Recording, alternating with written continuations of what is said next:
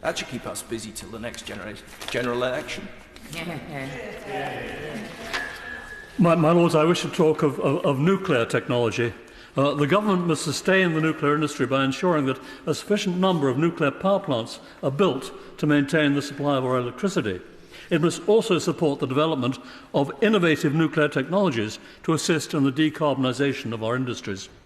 The privatisation of the electricity industry appeared to validate the opinion of the Conservatives that private industry could be relied upon to maintain the nation's energy infrastructure. With the benefit of the newly exploited North Sea gas, the private electricity companies began to replace existing coal-fired power stations with combined-cycle gas turbine plant.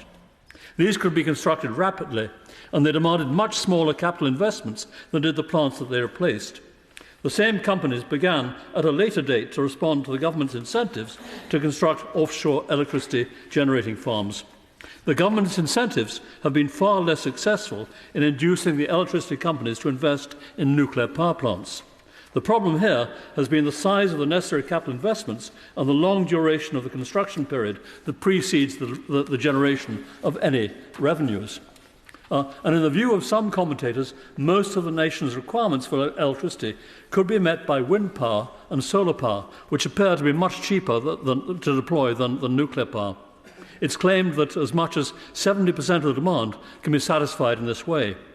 However, these are intermittent sources of power. Often the sun does not shine and the wind does not blow, and then no electricity can be generated by these means. And at such times, the deficit is being met currently by gas-powered electricity.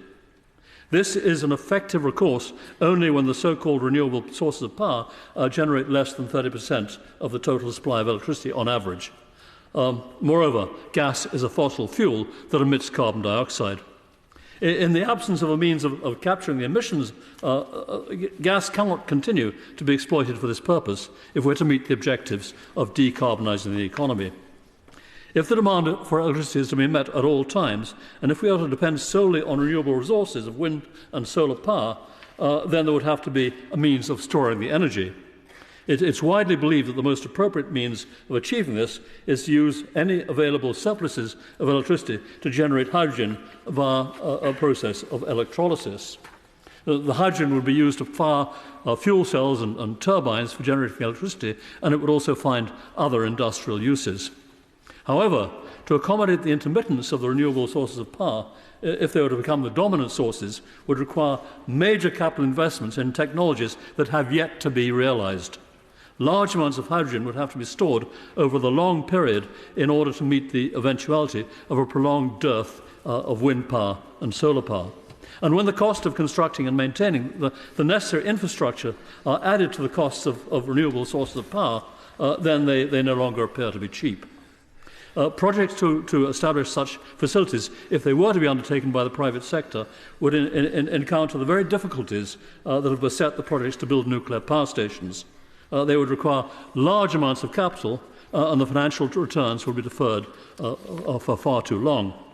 Nuclear power, which is capable of generating a constant supply of electricity, suffers from none of the problems of intermittence that affect the so-called renewable sources of power, and it should be relied upon in future to satisfy most of the demand for electricity. Nuclear power is a mature technology which has been exploited for almost 70 years.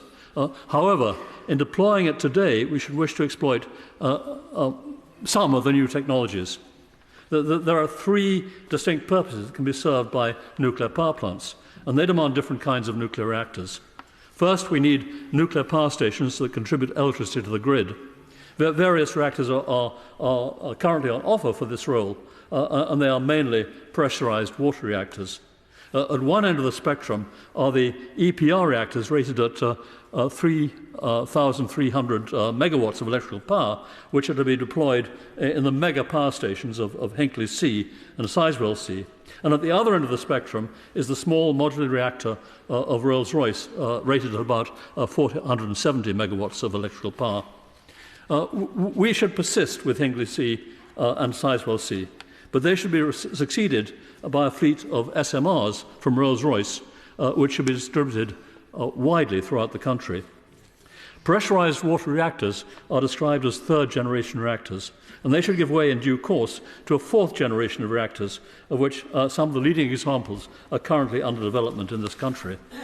The second purpose, which is to power industrial processes, can be served by much smaller reactors. The British MoltexFLEX molten salt reactor, which is simple and robust, can fulfill this role. It was originally proposed as a marine reactor, and it would generate 50 megawatts of thermal power. And another reactor that could serve this purpose, which is rated at 100 megawatts of thermal power, is being developed jointly by Copenhagen Atomics and UK Atomics. The fuel of this reactor is thorium, which is described as fertile as opposed to fissile. Once the reaction is underway, thorium generates fissile uranium, and it creates very little waste. The third purpose that can be served by the new generation of reactors is consuming the existing stocks of plutonium. The nuclear reactor, which can be described as a lead-cooled fast reactor, has this capability. And alternative versions will generate 50 megawatts or 200 megawatts of electrical power. And this is a project with British, French and Italian backing. The nuclear reactor can also consume MOX fuel, which is a mixture of uranium and plutonium that's generated from the waste of conventionalized pressurized water reactors. And a variant of the Moltex reactor, which is of interest to the Canadians, also has this capability. And it's described as a waste burner, and it would generate 300 megawatts of electrical power. These are all fourth-generation reactors, which are endowed with passive safety. Their proponents are keen to describe them as British projects, but each is of interest to at least one other country. I fear that unless our government undertakes the active sponsorship of these projects, then their ownership and their intellectual capital will be ceded to those other countries. Financial subventions are required that they seem to be modest in comparison with the money that was wasted by purchasing unusable personal protective equipment during the COVID pandemic. Sites must be generated where the prototype fourth-generation reactors can be located. Alternatively, a technology park could be created to host these reactors. If the necessary support were immediately forthcoming, then these reactors could be up and running by 2030, which could be some time before the completion of the Sizewell C power station. But if the necessary finance is not forthcoming, the necessary support is not forthcoming, then the projects are liable to emigrate to other countries, and we would be in a position of importing the products of technologies that have originated in this country. My Lords, during this King's